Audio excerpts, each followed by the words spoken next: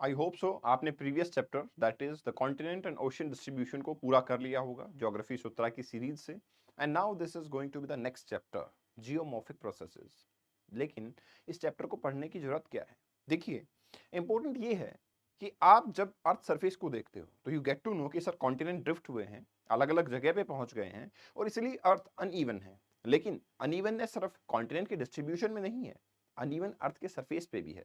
अर्थ का सरफेस कहीं डिप्रेस्ड होता है, कहीं पे आपका अपलिफ्टेड होता है, कहीं काफी हाई माउंटेन रेंजेस होते हैं, कहीं वैलीज देखने को मिलते हैं। तो why such a short of difference is there? ये जो आपके डिफरेंसेस हैं ये हमें क्यों ऑब्जर्व होते हैं, कैसे ऑब्जर्व होते हैं, इनके बारे में समझने और जानने की कोशिश करेंगे। ठीक है।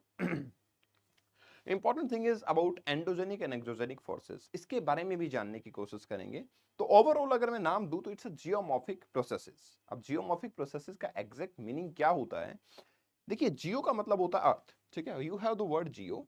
ठीक है, that means earth and morphic means its formation and its processing. Means something is getting processed over the earth surface and that's why we are naming it geomorphic. Important ये है कि जो प्रोसेस होता है, जो भी अर्थ सरफेस पे हो रहा है, इसके लिए कुछ फोर्सेस अकाउंटेबल होंगे। और फोर्सेस अर्थ के सरफेस पे या अर्थ के इनसाइड से दोनों जगह से लग सकते हैं। मैं आपको एग्जांपल देता हूं। देखिए, मान लो अर्थ सरफेस पे volcanic eruption is going on, तो there is a force which is acting inside the earth surface, and let us say the rainfall, heavy rainfall is happening and then erosion is there। तो ये क्या है? आपका surface पे force लगा outside से, this is known as exogenic।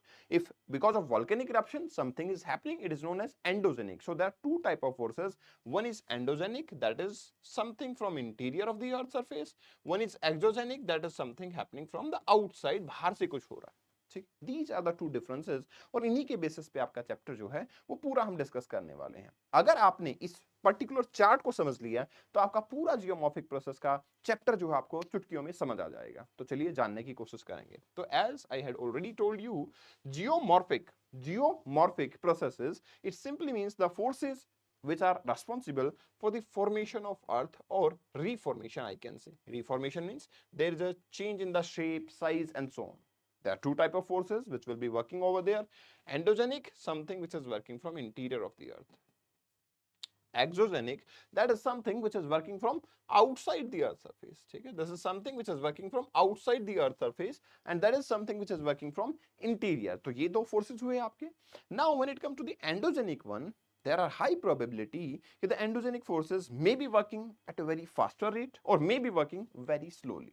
The two things responsible here, the two outcomes over there, the interior of earth from there, which is force are acting from the interior, they can be suddenly getting outburst or they may be working very slowly, like earthquake.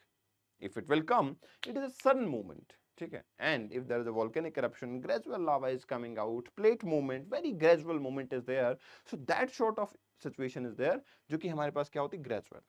So we can say, we can divide the endogenic one into two part, diastrophism and catastrophism. देखिए, even आपकी studies में भी याद रखना, जब आप gradually पढ़ते हो ऐसा मत करो कि एक दिन में सब कुछ पढ़ लिया और आगे क्या पढ़ूंगा मैं। इसलिए आपको ज्योग्राफी सूत्रा में डे बाय डे लेक्चर्स मिलते हैं और उन डे बाय डे टास्क को आप डे बाय डे कंप्लीट भी करो। ठीक है, दो फोर्सेस होते हैं diastrophism, these are known as constructive forces and these are basically slow forces. Whenever the forces are working slowly, they will construct something. That's why we are calling them constructive forces. Over here, catastrophic, they are sudden forces. Whenever the forces are working suddenly, they are not going to construct something, they will destruct, they will be named as destructive forces. So we have the constructive forces, we have the destructive forces. अब destructive तो ठीक है, whatever the come in the path, they will destroy it. What about the constructive? Constructive में क्या construct होगा? तो construction will be of two particular, basically I will say the features. One will be the mountain development and another will be the land development. ठीक है ना? So the force is the constructive one, the diastrophism one can be orogenic or they can be apirogenic. Orogenic forces means the forces for the responsible for mountain building. Orogenic means the forces responsible for mountain building. And apirogenic means the forces responsible for the development of land, ठीक है, flat area, right? Although yes, there are different forces altogether working for both the aspect, लेकिन orogenic means mountain development, aperogenic means landform development, plain area development. When you are coming over there on another side, that is exogenic, क्योंकि अर्थ के surface पे बाहर से भी forces लगते हैं, बाहर से जैसे कि रेनफॉल से फोर्स लग गया है आपका, ग्लेशियर की वजह से हुआ है, विंड की वजह से आपका कोई फोर्स लग सकता है, these are the forces are working from outside. अब उससे क्या होगा सर, उससे वेदरिंग होगा। What is the meaning of weathering? Weathering means something is getting splitted into multiple pieces, किसी चीज का टूटना वेदरिंग कहलाता है। अब वेदरिंग भी अलग अलग टाइप की होती है, we will discuss it, physical, chemical, biological, but weathering means in situ on site process है, वहीं पे कुछ चीजें टूट जाती हैं। दूसरा होता है मास मूवमेंट, मतलब बल्क में आपका जो लैंड मास है वो एकदम से स्लाइड डाउन कर जाए, और इरोजन होता है layer by layer there is a movement. So mass movement, weathering and erosion, these are the sort of possibilities जो एक्सोजेनिक फोर्सेस से होते हैं। बट फाइनली शेप तो उससे भी चेंज हो जाती है, तो वो भी जियोमॉर्फिक प्रोसेस की कैटेगरी में आता है। ठीक है, जैसा मैंने बताया आपको कि सर वेदरिंग की डिफरेंट डिफरेंट टाइप्स होती हैं, तो there can be physical weathering, chemical weathering and biological weathering. What do you mean by the physical weathering? I think मर्जी द ग्रेट, आपने मूवी देखी होगी, with the help of a hammer that person was just breaking down the or making a path in the mountain।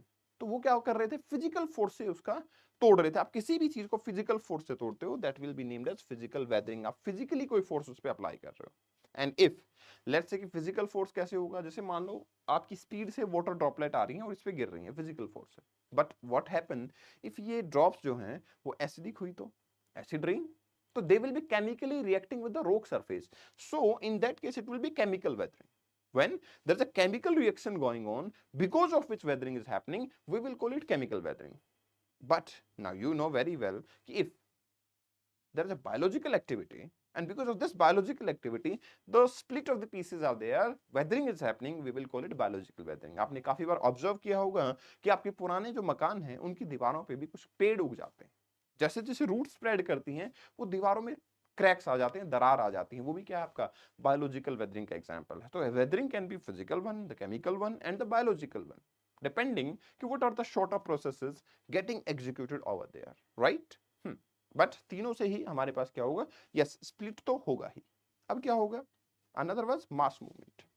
Mass movement means large voluminous part,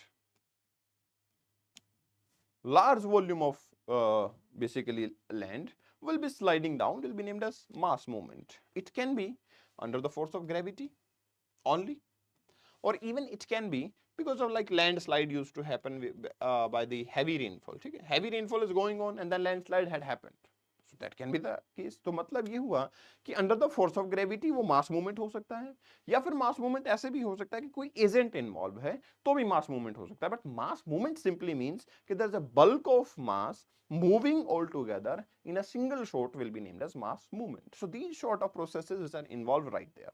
इसके अलावा और क्या हो सकता है, erosion and deposition. erosion and deposition are too much responsible for changing the shape of a landmass। see, let's say here the clouds are going on, heavy rainfall is happening, because of this heavy rainfall obviously there will be erosion and changing in the shape of the land। okay, so yeah, this is something which is erosion is happening। on the same side, if a river is going, then river will just having friction with the slide with the siders area, and then it will be just doing erosion on the lateral erosion, we will say the position is lateral, so lateral erosion will be there। but what will happen after erosion, obviously the eroded landmass is going to get deposited at some place, like Ganga river used to erode and making huge valleys, but finally at the mouth of Ganga, Bay of Bengal mein, it is making a huge delta, so deposition is also there। In both the cases चाहे erosion हो रहा है चाहे deposition हो रहा है, shape तो finally change हो ही रही है, इसलिए इरोजन और डिपोजिशन में भी जियोमॉर्फिक प्रोसेसेस होते हैं, क्योंकि अर्थ की फाइनली शेप चेंज होती है और कुछ फॉर्मेशन नजर आती है। अब इन सब प्रोसेस के अंदर एक सबसे अच्छी फॉर्मेशन होती है जिसको बोलते हैं soil formation. Now what is soil? Actually the upper most layer which is there with the contact with the atmosphere is named as soil। ठीक है, so soil formation is a very long process। for the formation of 2.5 centimeter thickness of soil it will take around 500 years, because weathering, erosion will be happening over the area and then soil will be formed। now we have different type of soil, black soil, red soil, alluvial soil। so what are the sort of factors which are responsible for the formation of soil ताकि ये अलग अलग type की soil बन सके? तो पहला है पेरेंट मटेरियल। जैसे आपका और मेरा कैरेक्टर डिटरमाइन होता है पेरेंट से, क्योंकि उनके जीन्स हमें ट्रांसफर होते हैं, वैसे ही पेरेंट मटेरियल कौन सी रॉक्स थी जिससे इरोजन हुआ है और सॉइल बनी है, तो कैरेक्टर डिटरमाइन होगा। टोपोग्राफी, अगर हिली एरिया है तो सॉइल बन ही नहीं पाएगी क्योंकि इरोजन भी लगातार उस पर चलता रहता है। क्लाइमेट, अगर आपका अच्छा खासा रेनफॉल होता है, ठीक है, तो रेनफॉल अच्छा होगा तो अच्छी आपकी वेजिटेशन होगा, उस वेजिटेशन से बायोडिग्रेडेशन ज्यादा होगा और ह्यूमस उसमें ज्यादा होगा, ऑर्गेनिक मटेरियल ज्यादा होगा। फिर आती है बायोलॉजिकल एक्टिविटी। भाई मैंने बोला वेदरिंग में बायोलॉजिकल वेदरिंग भी इन्वॉल्व होता है, तो बायोलॉजिकल एक्टिविटी भी यहाँ पे होती है। ऐसे नाइट्रोजन फिक्सेशन बैक्टीरिया होते हैं, वो भी सॉइल के कैरेक्टर को डिटरमाइन करते हैं। And as already I have told you, 2.5 centimetre soil बनने के लिए 500 साल लग जाते हैं, तो time is also very important, otherwise soil immature कहलाएगी। So these sort of factors which will determine the types of soil in any of the area. Read this chapter from the NCERT, and you want to ask any doubt, you can connect me over Kapil Bhardwaj for you. Thank you very much. Best wishes.